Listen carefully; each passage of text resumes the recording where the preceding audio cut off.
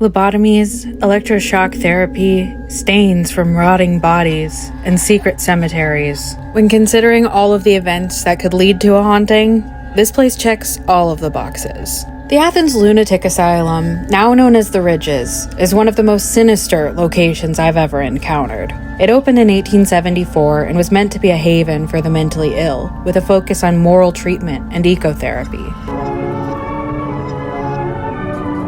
But whatever the mode of treatment, it's essential that it be supplemented by an atmosphere of security and calm. The patients would tend to vegetable gardens and livestock, and the intention was to give them meaningful tasks to do around the facility. However, as time passed, overcrowding and the spread of infectious diseases led to malpractice and the horrific mistreatment of patients.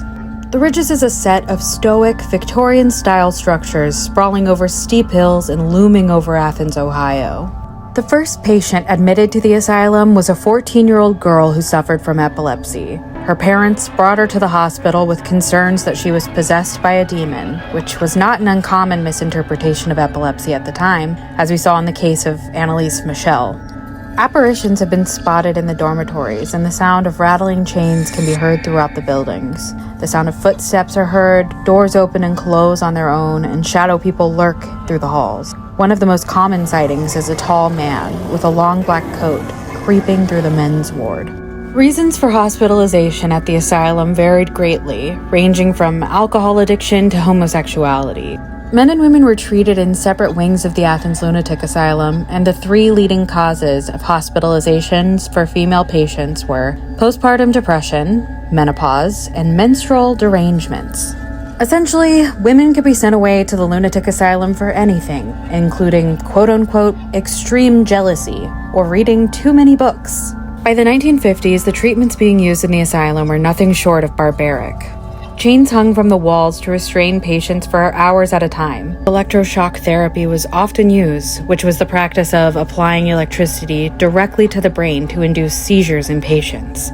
When used unethically, this could lead to confusion, amnesia, heart complications, and even death. In a practice called hydrotherapy, patients were kept in warm baths around 97 degrees Fahrenheit for several days at a time as a treatment for insomnia, and patients were kept in cold baths as low as 48 degrees Fahrenheit to treat manic depressive psychosis. But possibly the most unsettling treatment of all was the use of lobotomies to treat mental illnesses.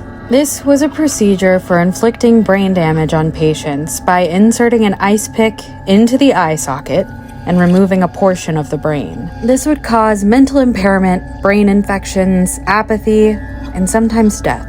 And speaking of death, there was a lot of it. There are 3 cemeteries on the property filled with old, weathered gravestones. Of the 1,930 people buried at the Ridges, 1,659 of the stones are marked by only a number, with no acknowledgement of who the patient was at all. That's 1,659 people with lives and families, and their only epitaph being the number that was assigned to their corpse. One of the most unsettling stories of the Athens Lunatic Asylum is the tale of what happened to a patient named Margaret Schilling. On December 2nd, 1978, Margaret went missing. Nurses searched the facility high and low, trying to find her to no avail. The search eventually ended until a month later when the smell of rot and decay led a nurse to the locked door of a room on one of the top floors of Building 20. This is where they found Margaret's naked body, in the late stages of decomposition, positioned where the sun shone in through the windows. Her clothes neatly folded on a chair by the door. The room was unfinished, and the heat from the rest of the building couldn't reach it. Margaret likely died from exposure to the bitter winter. Her body left behind a corporeal stain on the floor. Over the years, many attempts were made to paint over it, but it always seeps back through. The imprint of Margaret remains to this day, and she's been spotted peering out the window on the top floor of Building 20. Today, many of the buildings still stand, though some have been demolished, such as the ward for tuberculosis patients.